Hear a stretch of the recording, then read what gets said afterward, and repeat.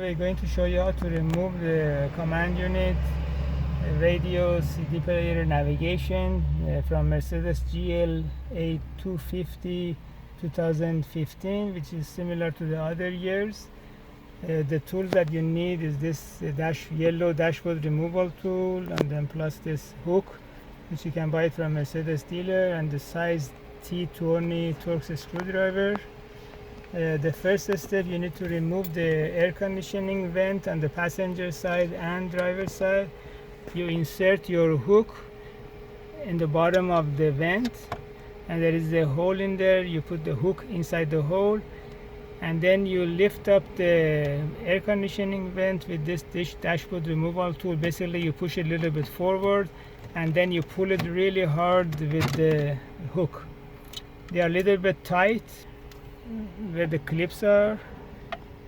Once you insert your hook, as you can see, it goes inside and it goes through this hole,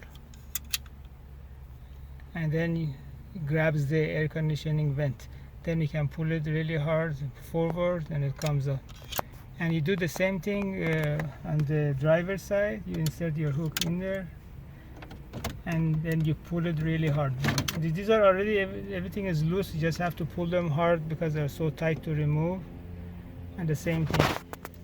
And once you get those air conditioning vent out, there are two T20 Torx screws on each side. Once you get the screws out, there are two of them. These are the two screws, this size T20. Once you get those two screws out, you use your dashboard removal tool. You put it, insert it between the chrome bezel and the radio. So your radio will separate from the chrome bezel. And then once you get it out, then make sure there is a connector on the right hand side, which you need to disconnect because the wire is too short. And then you can pull the radio forward and disconnect it. And these are connectors in the back. And to remove this big power plug, you have to this clip open. You push this tab and you open this clip, and then you can put the plug forward. And that's it. To put the radio back in there, you have to make sure this locking mechanism for the mounting is in a closed position. What you do, you just push them forward. So then the guide from the radio, it goes right through this hole, and there is the same thing on the passenger side also. So you have to make sure, so these are all, both of them are forward, driver's side and the passenger side.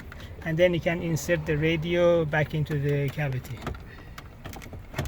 And if you need any repair for the command unit, CD player, radio, you can send it to High Tech Electronic Services in Van Nuys, California, 818-785-8085.